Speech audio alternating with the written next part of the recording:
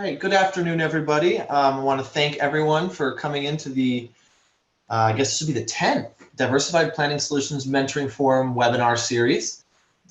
Before we get started, I just want to welcome everybody, and I also want to thank the Cal Lutheran University's Financial Planning program for sponsoring this webinar series.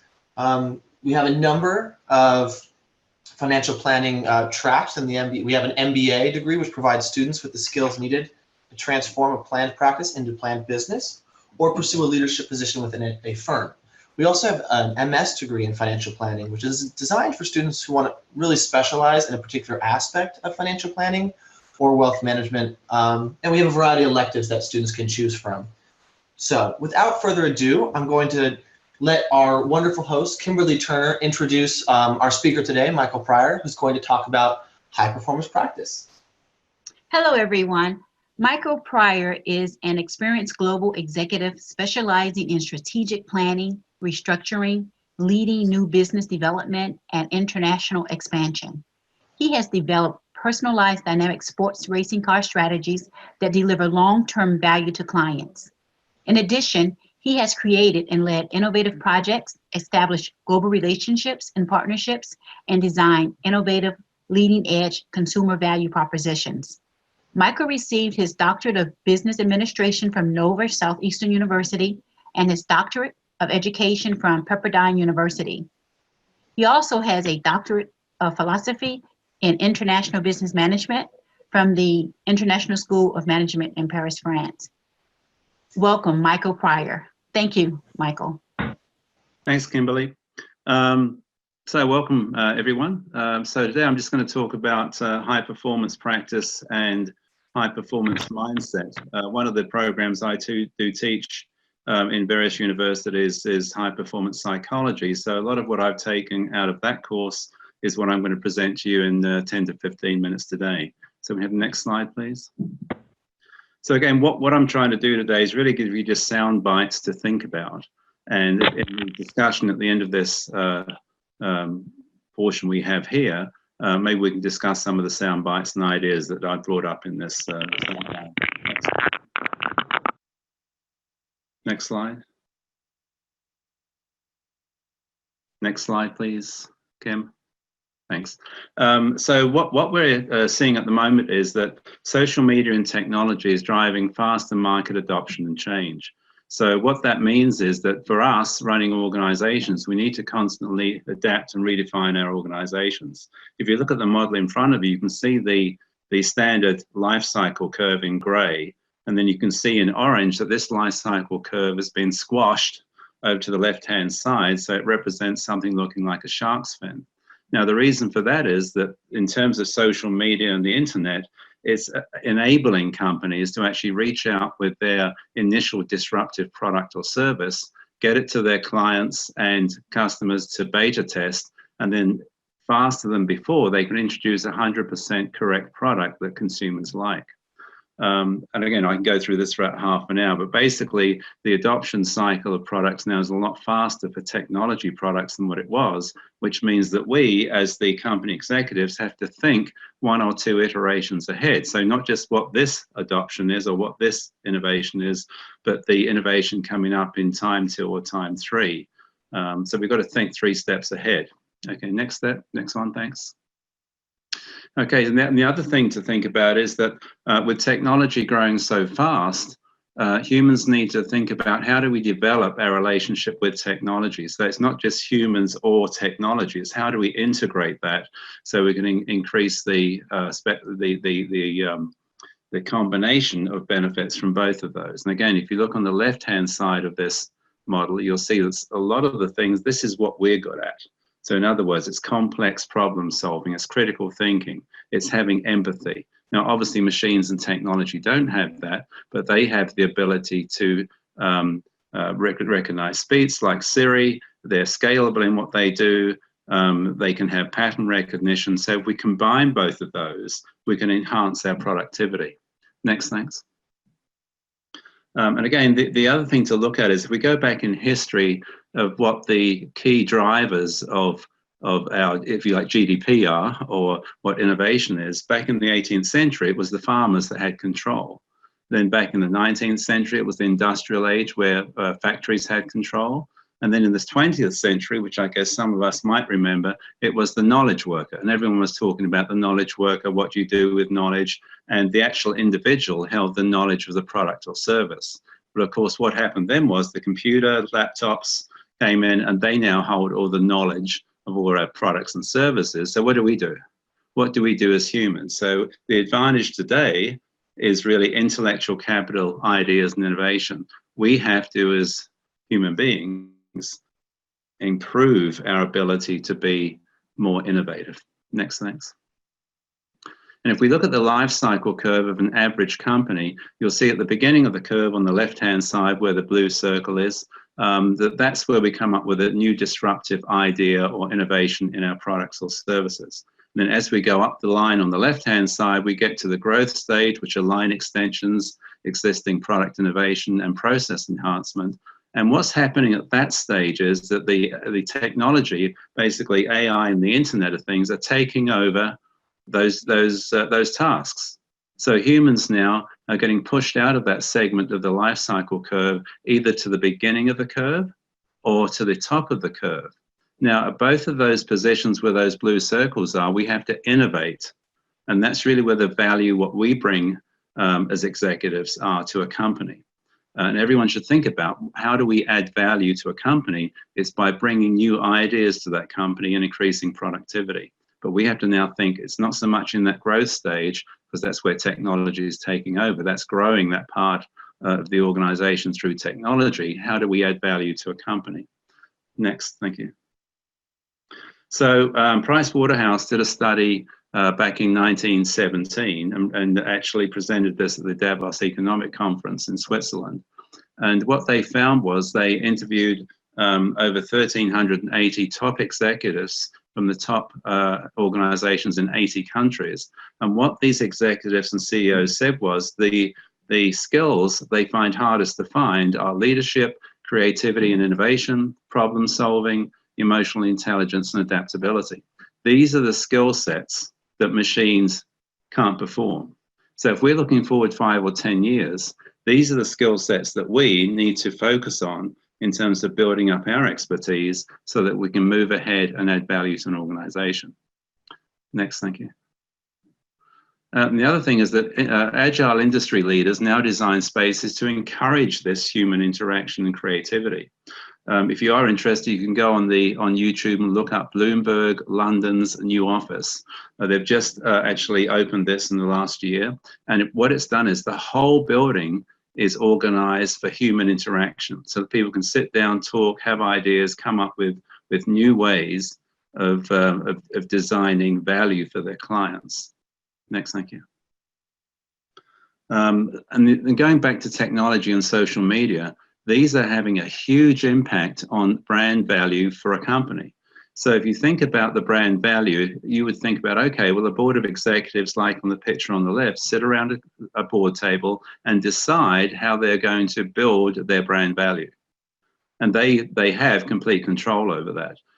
Well, with the advent of technology and social media and the internet, that brand value is now moving to external, outside the company. So it's now both the organization and the community that co-create the value of a brand and of an organization.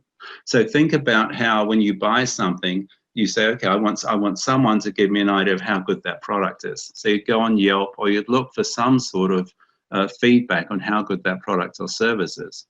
And a lot of that brand value now is on third party or your customers saying how good you are, how well they rate you. So this co-creation of value is very important for an organization to actually talk to their customers, find out what their problems are, what their issues are, and solve those problems. Thank you. So if we look at the psychographics of consumers or customers, I won't go through the left-hand side. This is how, well, I'll go through it quickly for you. So old consumers basically wanted the lowest price. They waited for the solutions. They said, what's in it for me? They were seeking more stuff to buy. They trusted all the market messages that were on the front of the box. They believed what people were telling them, and they were a passive recipient of your brand communications. But today's consumers, and think about yourself, they want, or we want, total value. We want to create our own solutions, and we want to know what's in it for everyone, not just for me. And we're seeking experiences, not just the best price. And everyone now, if they're buying a new product or service or go to the supermarket, you look on the back of that box and see what's in this. What are the ingredients? You don't trust anyone anymore. And we've now become active co-creators in the content, product, and experiences that we buy or consume. Okay, next slide.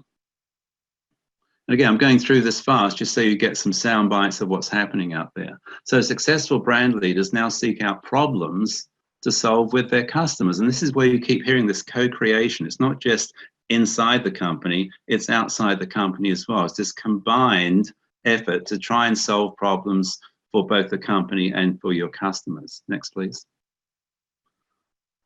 So again, what we have to do is start addressing unresolved problems. So how do we do this? How do we solve these problems for our stakeholders and our customers? The first thing is you leverage external platforms. You have to access different ecosystems and networks of technology and information and people to get information back on how you can actually solve some of the problems. Trend analysis is the easiest way of talking about that. Access other talents. So in other words, you can't just say we can do this. You have to understand what you're good at, what you're not good at, and then bring people in that can help as well. And this is all about building both an internal and external collaborative culture. And again, all these ideas happen between people, not machines, believe it or not. So machines provide the data, but all these ideas on how to solve problems come up between people and having the right environment for them to come up with ideas. Next. Building trust is more important than ever. And I'm sure you're aware of that. If you look at Facebook, you look at Volkswagen, and the biggest issue we have at the moment is, again, through Price Waterhouse at Davos, their research showed that 74% of global companies had a low trust factor. And that's terrible. 74% of companies, people don't trust them.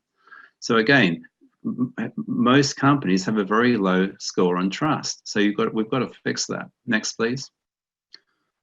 So CEO's number one focus now, if you're a CEO of your own company or you're working for a company, the top echelon of a company now, they used to focus on strategy and culture. Well, they don't do that anymore. Large companies now are more concerned about, do people trust us, and do they understand why we're in business, what our purpose is. So this shift is huge in terms of what CEOs do now. Next, thank you.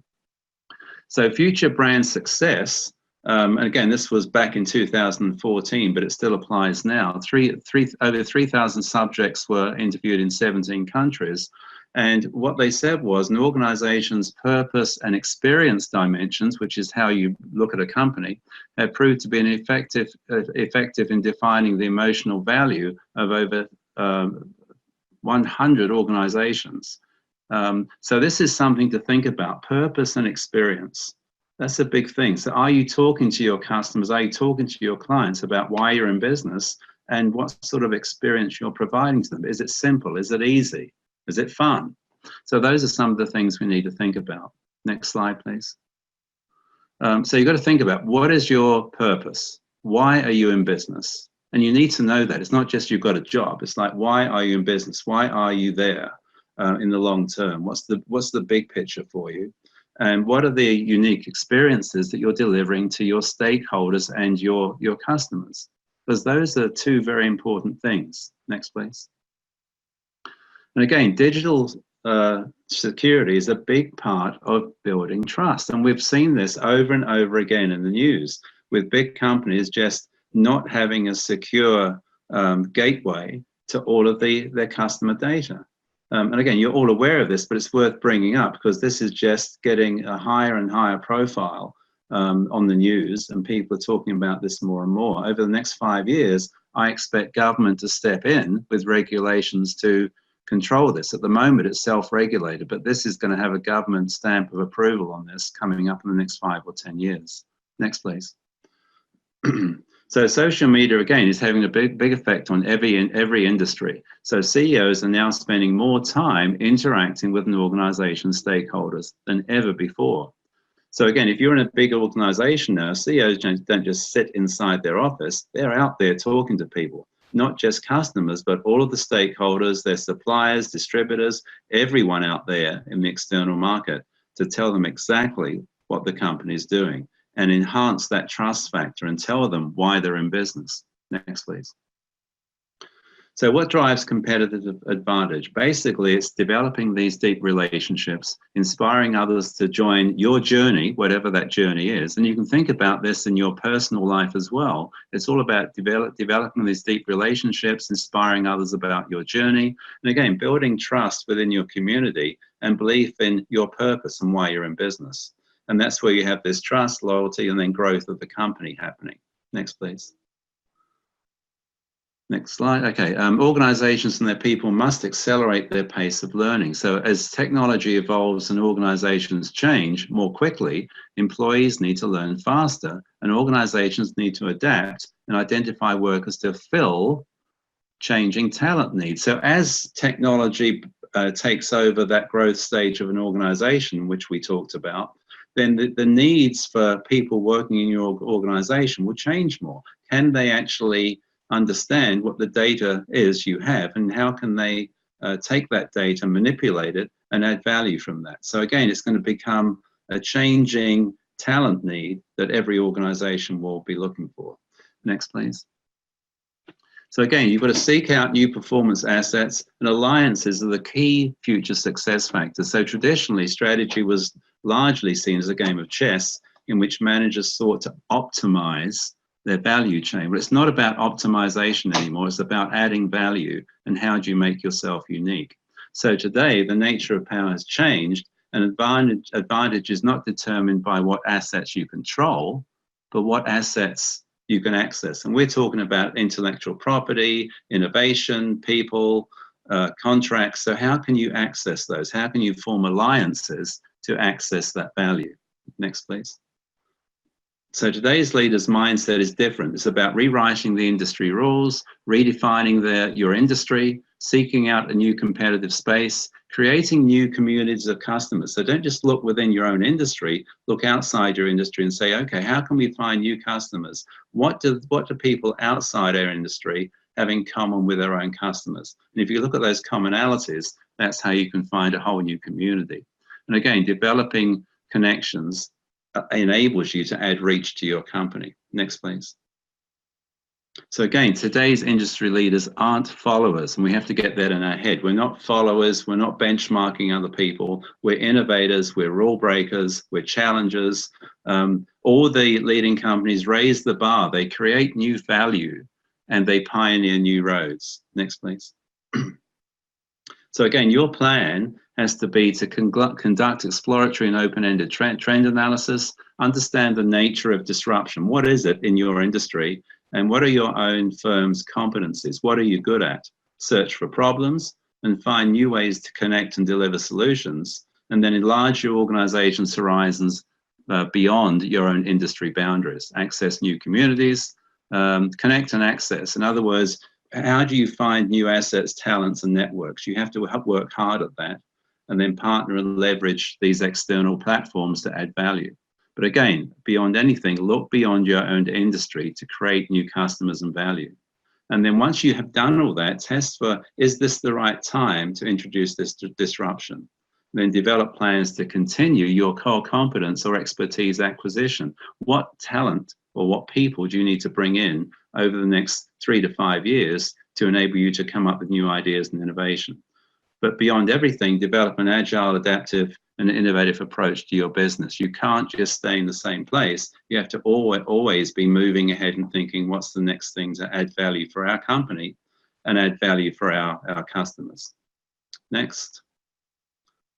So again, above all, I like that word above all, and it is to create a high performance practice, you have to become an expert in these skills, because you're the human driving the organization. So again, if the skill sets we've got here of leadership, creativity, problem solving, emotional intelligence, and adaptability, which ones of those do you have and which ones don't you have? So you should be working on those skill sets so you can have these 5 sets of skills so that you can lead the company and make a significant difference. Next one, please. So that's my quick presentation. I hope I gave you a few things to think about, and you can take over now. Thank you. Michael, that was excellent. Thank you so much for sharing this information. It's definitely relevant and needed. I have a question for you. Well, I have a couple questions, but the first question is the skill sets. Yes. Although they appear to be simple, I know they're not. Right. Are there resources that individuals could utilize to help them to develop those skill sets? A lot of those you would cover in like a normal MBA program, or there's different books out there. Obviously there's books, or there's different YouTube videos. A lot of it's to do with where you are in your life cycle personally, and then how do you learn? How do you take in information and process it? I personally like videos, so I watch videos, and in all my classes I present videos or seminars. So again, they're not simple. Can we go back a slide? Okay, so if we look at this, leadership, for example. Now, leadership is not just leadership, it's how does leadership affect the whole organization? If you think about the hot buttons of an organization, so you think about vision, values, human resources, research and development, and if you think about these as buttons, if you press the leadership button, what does that affect? It affects everything, because leadership actually affects values, which affects the vision, which affects the organizational design, which then affects the ability to be innovative. So it's not just saying, this is to your point, no, it's not just leadership, it's understanding how the whole organization works and what that does. Same thing with problem solving. It's like, how do you problem solve? There's a whole process to that. Emotional intelligence, that's a huge subject, more psychology, in terms of understanding how to be empathetic. So really, that's the wrong word. I think it's more being empathetic, to understand what your clients want, what your people want within the organization, what your stakeholders need. So it's listening. So really, emotional intelligence is listening and being empathetic. So to your point, each one of those is a complete subject on its own. And it's really, I don't think there's an answer unless you took a whole course on it. But I would start by going on YouTube and just coming up with some ideas and then moving out from there. Okay, thank you so much, Michael. The second question that I have, you talked about adding value. Yes. And in doing that, you're creating a unique proposition. Yes. But how would you go about putting a price tag on value? Very good, very good. Yeah, so when you talk about value, there's two types of value. And you have the value like Home Shopping Network, right, which we all watch, but we hate to buy anything on there. And you get two of these things for $9.99, but if you get them right now for $9.99, we're going to give you these other two things that go with it, and that goes on and on for 10 minutes. And plus, we're going to give you free shipping. The price for that is $9.99 for 3 months with no interest. At the end of it, you don't even know what you're buying. You've just bought, you're paying $9.99 for free shipping. You have no idea what you bought, and when it arrives at your door, you say, what is this? There's no, the value is here, right? There's two values. One is here, which is quantitative value. The other one is here in your heart, which is qualitative value. If you have quantitative value, you're matching everyone else, or you're coming underneath them. Hence, you have the Gap, you have Nordstrom's Rack, you have Marshalls, right? Yeah. That's just price orientated. The value really, you're just trying to get the best price you can. With something where you feel it in your heart, where you have an emotional connection, you can charge a lot more for that, and that value stays with the client. Price does not stay with the client. Something that touches your heart stays with the client. This is where empathy comes in financial planning or a business. If you can touch someone's heart, they'll stay with you. They'll have a real connection with you, relationship. If it's just price, they won't. They'll go somewhere else. It's like buying a car. A car is a commodity. You'll buy the cheapest car, any dealer, you don't care. Does that sort of make sense? Yes, it does. Thank you so much. Okay. Are there any other questions?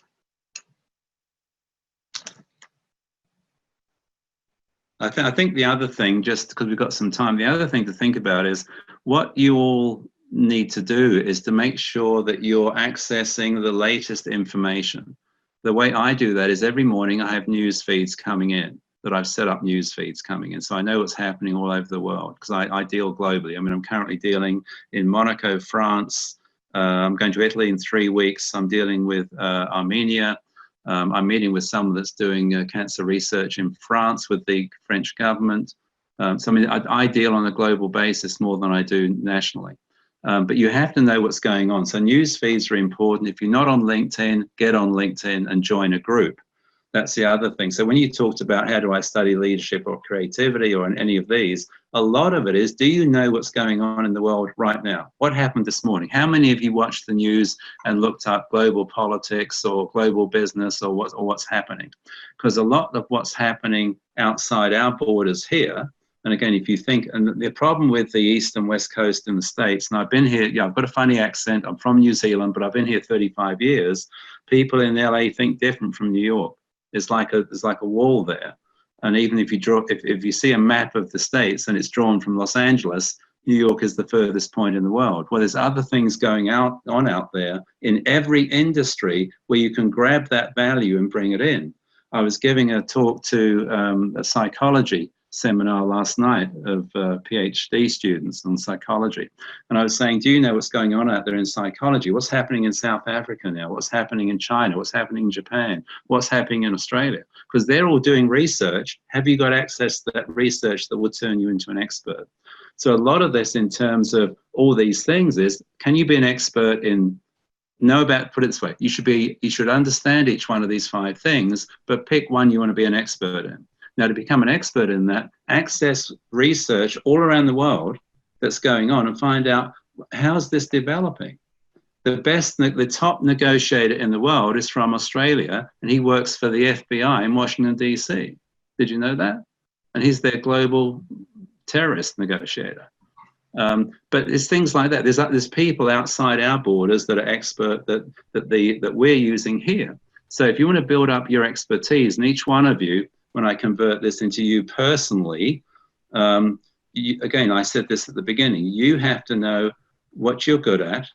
What do people say you're good at? That's what you should be focusing on. And then how do you enhance that expertise? And how do you then, within your space, that's your space, add something to it to become an expert in that, so that you stand out in your space. You're not just the best in your space, you stand out in your space and people know to come to you. This is part of, if I can leave you with this, is that on LinkedIn, if you start talking about your expertise and gathering different information, reposting it and making a comment about it, you'll gradually become an expert in that product, service, or idea. And today it's all about who are the experts. That's who people go to. That's the people that earn the highest salary. That's the person or the people that people respect more. And that's the people that everyone else is going to come to say, can you help us do this? And today it's all about alliances. It's not about mergers, takeovers, or anything else. Who can you form an alliance with to add value so both of you add value to each other? And that's personally, and that's on a business basis. So if the one thing I can tell you is become an expert in one little thing to do with your space that you work in, and then you'll become unique. If you're unique, everyone will want you. Awesome. Awesome. Thank you so much for that summary. Thank you. That was phenomenal advice. And thank you, Michael Pryor, for taking the time. It sounds like you are very busy, so I really appreciate you taking the time today to talk to all of us about this. And for all of you out there, if you want to learn more about this subject and all sorts of other things within this world, we do have our financial planning program at Cal Lutheran, and so I would be remiss if I did not plug it before the end of today's webinar. If you're interested in learning more about any of it at all, taking a class from Michael Pryor or from many of our other guests that we've had so far, you can reach out to our program director, Dr. Chai-Li Chen, or our program manager, Cindy Gruther, and we can give you more information about that. There's also a live link. Thank you all again so much for your time. Hope you enjoyed it, and we'll see you next week. Thank you. Enjoy being with you. Bye-bye. Bye now.